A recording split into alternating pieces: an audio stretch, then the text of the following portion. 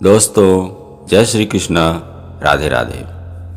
समाज में हम देखते हैं कि बहुत से लोग परेशान हैं। उनकी एक ही शिकायत रहती है कि मेरा काम नहीं अच्छा चल रहा है। मैं कोई भी काम करता हूं तो उसमें मुझे सफलता नहीं मिलती है। मैं बहुत अच्छा कर्म करता हूं, फिर भी मेरे साथ मेरा भाग्य नहीं है। हम बहुत अच्छा कर्म कर रहे हैं, पुण्य का काम कर रहे हैं, भगवान की भक्ति करते हैं, मंदिर जाते हैं, मेहनत करते हैं, सद्मार्ग पर चलते हैं, फिर भी हमारे साथ ऐसा क्यों हो रहा है कि हमारा भाग्य साथ क्यों नहीं दे रहा है। इसे हम एक उदाहरण से समझते हैं। जैसे कोई स्टूडेंट है, बहुत मेहनत कर रहा है और मन लगा के पढ़ाई करता है। आस्था में भी उसका पूर्ण विश्वास है, भगवान की पूजा भी करता है, भक्ति भी करता है, लेकिन उसे सफलता नहीं मिलती है, उसे जाप नहीं मिलता है।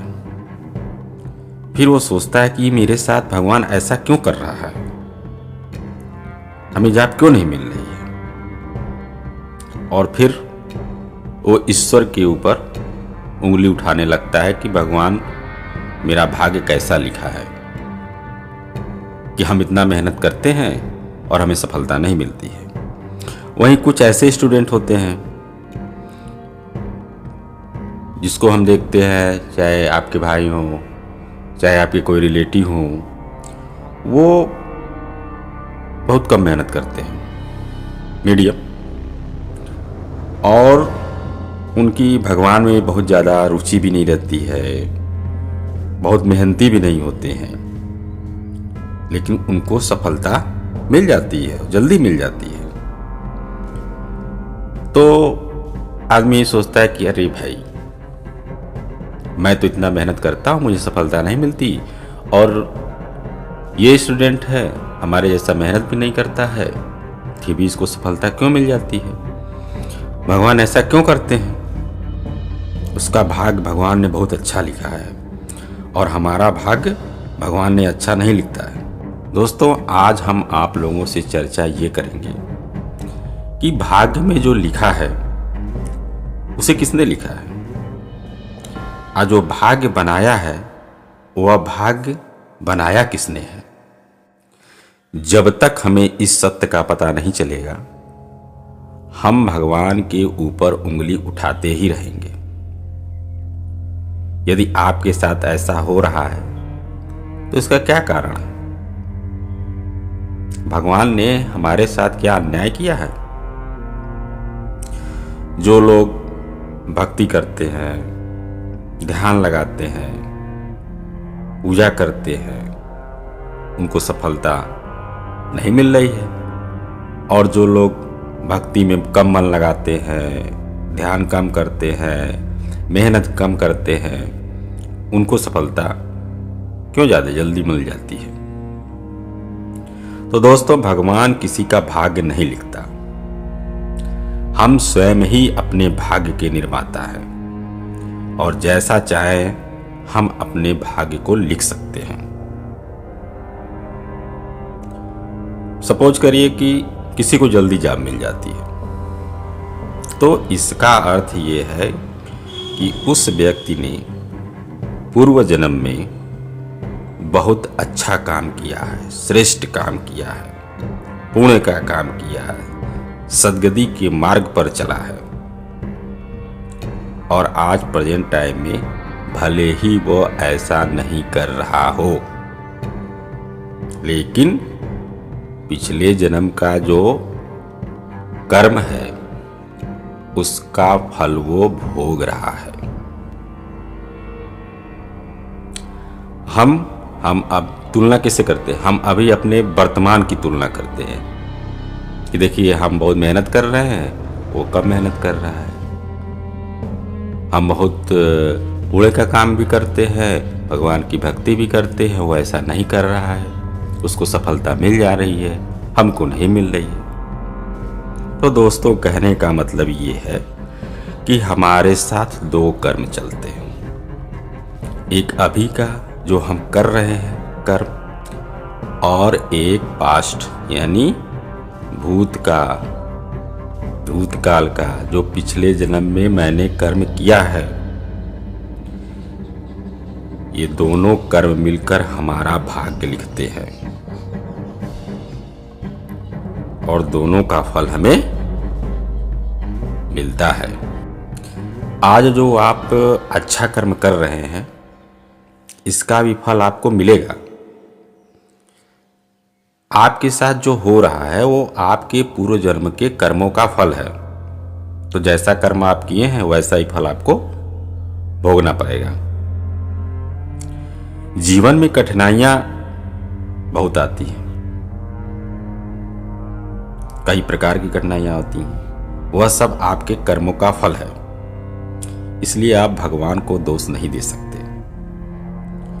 क्योंकि भगवान किसी का भाग्य लिखता ही नहीं। जब भाग्य नहीं लिखता तो आप उसको क्यों दोष देंगे। आज तक हम यही सोचते आते हैं या सुनते आ रहे हैं कि भगवान ही सबका भाग्य लिखता है। हम इसको एक उदाहरण से समझते हैं। एक माता पिता के 2 बच्चे हैं और उनसे कहा जाए कि अपने बच्चों का भाग्य लिखिए, तो अपने बच्चों का भाग्य कैसा लिखेंगे? पूर्णतः परफेक्ट लिखेंगे, उसमें कोई भी कमी नहीं होगी। अब मान लीजिए एक बच्चा अच्छा है, आपकी बातों को मानता है, और दूसरा बच्चा मान लीजिए कि आज्ञाकारी नहीं है, तो क्या माता पिता भेदभाव करेंगे अपने बच्चों का भाग्य लिखने के लिए? नहीं करेंगे। दुनिया में कोई भी माँ बाप अपने बच्चों का अहित नहीं कर सकता।